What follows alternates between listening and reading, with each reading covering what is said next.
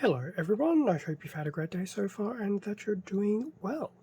For this video we'll be going through an unboxing of the somewhat off-center Sieg Springer, and this particular kit is from the HEXA range and it was released by Kotobukiya back in 2022.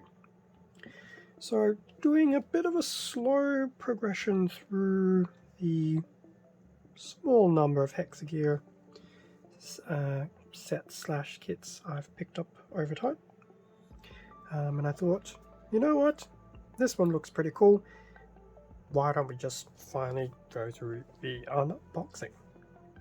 Now, being a plastic model kit, I did get this from HobbyLink Japan, so I'll definitely have a link to the HEXA range.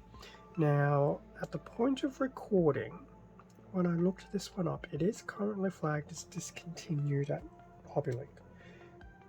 Doesn't necessarily mean it will never come back, but general disclaimer,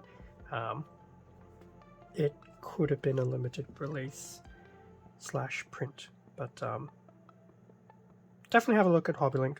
There's plenty of HEXA stuff there. Anyway, here we have the front of the box for, once again, as I mentioned, off-center box of the Sieg Springer.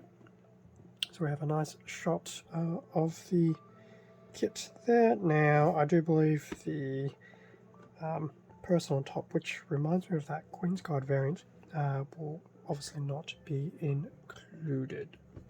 Then we just have the bottom of the box with the HEXA logo, the label, and the name of the kit. Very nice looking. Now, interestingly enough, it doesn't have a 1:24 scale, so I actually don't know what the scaling for this is. I would have said it's 1:24, but it may not be, so definitely something to be mindful of. Bottom of the box, just a nice shot once again of the front artwork in terms of one of the sides. So goes through all the components that's inside. Now, because everything seems to be somewhat detachable, it makes me wonder if it can be reconfigured and reattached to other HEXA kits. We have a nice archive card, which is really cool. It's a nice piece of the artwork. This concept of the hexagram, I suspect, because it's all in Japanese, so I'm doing my best guess here, probably some type of, not some type, but the actual mechanism by which all the parts connect together. So much like Bandai have their polycaps, I'm assuming the equivalent is of special interest here. At least that is my guess. So that's one side of the box. The other side of the box, so we have a shot of the Springer from the side on, I dare say. Should be a very interesting color palette. I dare say it'd be blacks, maybe dark navy blue, dark gray, things like that. There's a gimmick by which some of the bipedal kits can attach itself or ride itself to the Springer, essentially making a bit of a centaur mode. Very interesting. It can be customized with other Kotobukiya kits. In this case, it's the Megami device and Mecha Supply items. And then there's some different modes, and here we go. It does reference the HEXA Governor. It's not the Queen's Guard, it's the other one, which I suddenly cannot remember the name of, but I'm pretty sure I did reference it in the Queen's Guard unboxing. But different modes, which is very nice. So there's a lot of playability with this kit, which is very, very cool. Bit of a horizontal shot of the box. Now, as for what is inside, it's a plastic, obviously. 1, 2, 3, 4, 5, 6 bags of runners, and there will be some interesting ones in typical Kotobukiya style, and the manual at the very bottom, which does look very, very So what I'll do from here on in is open up these bags, get the runners out, and then we can have a better look at the manual and the included runners. And with everything now out of the bag, so before I look through the assembly manual, actually no, we'll do the assembly manual first and then we'll go look at the archive card. I was going to do it in reverse, but I'm pretty sure I did manual then card for the greens card. So front of the manual for the Springer, very nice. I do like this little mechanical blueprint design on the front, very interesting. And then on the back we have another shot of the Springer, as well as some of the, I guess, development specs of the unit. Very nice.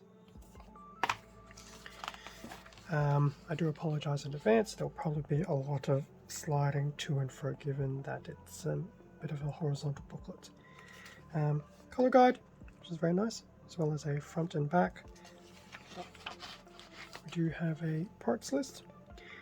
Now, even though it's in a decent sized box, looking at the parts, it's not a huge number of runners. So I feel there's probably a bit of a slight sense of deception as to what's in the box, but that's pretty okay. Standard building steps.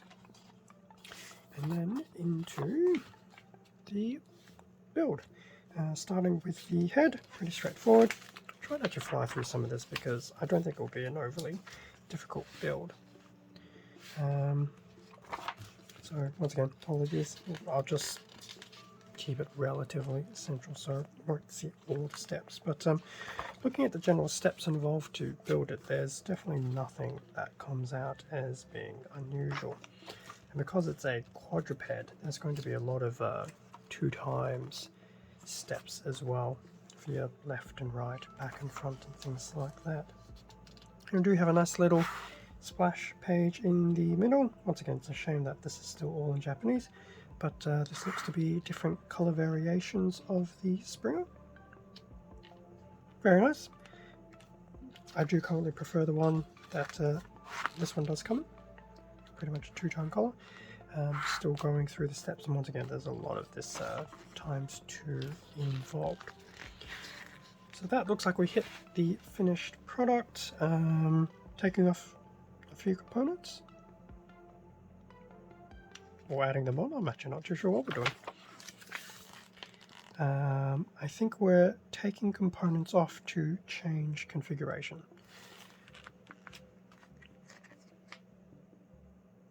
So that's with the governor on the back.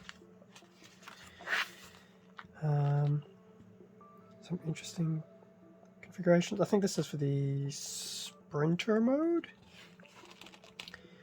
And then the other mode I suspect is that interesting little centaur mode. Well, it's not really a centaur per se, it's basically detaching the head and riding it at the front. So it looks like a centaur, but it's actually not.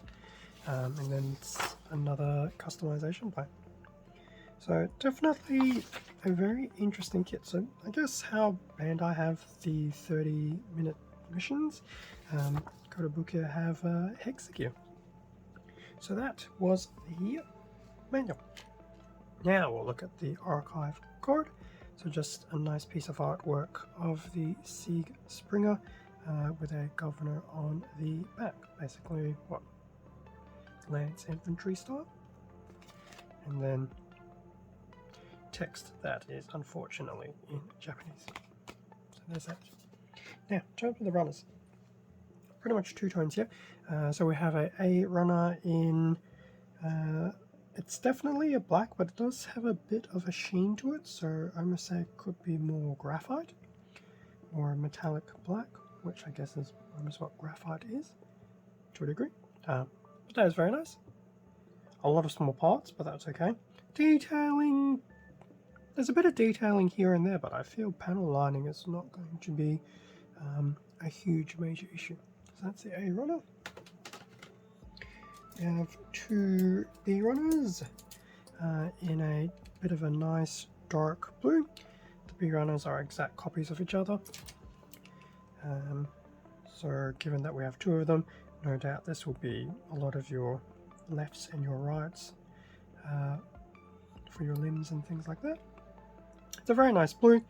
Once again, there's a bit of detailing there, but it's not too heavy. And of course, it wouldn't be a video if I didn't knock things.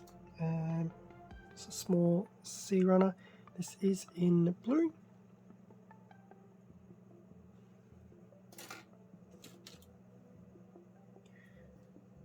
Small D runner, once again, still in the blue. I wonder if I can just do one of these lights. Might be a bit better. That's a D runner.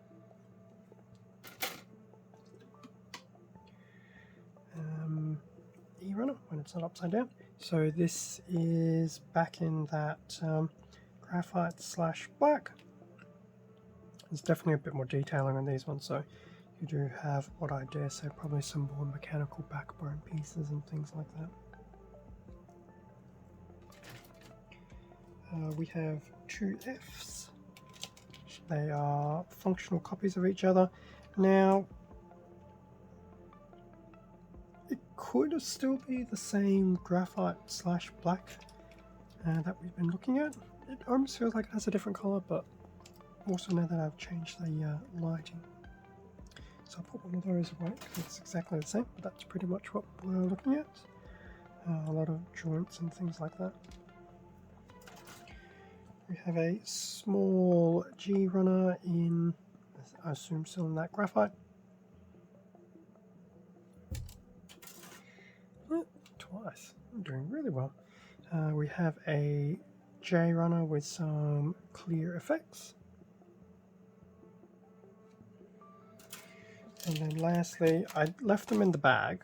There are two loose items, and based on the fact that they have some pre-painting on them, I suspect these are most likely the pieces for the eyes, given that Kotobukiya generally doesn't use stickers. So these will definitely stay in the bag for the interim until I get to a point of probably snipping out the pieces.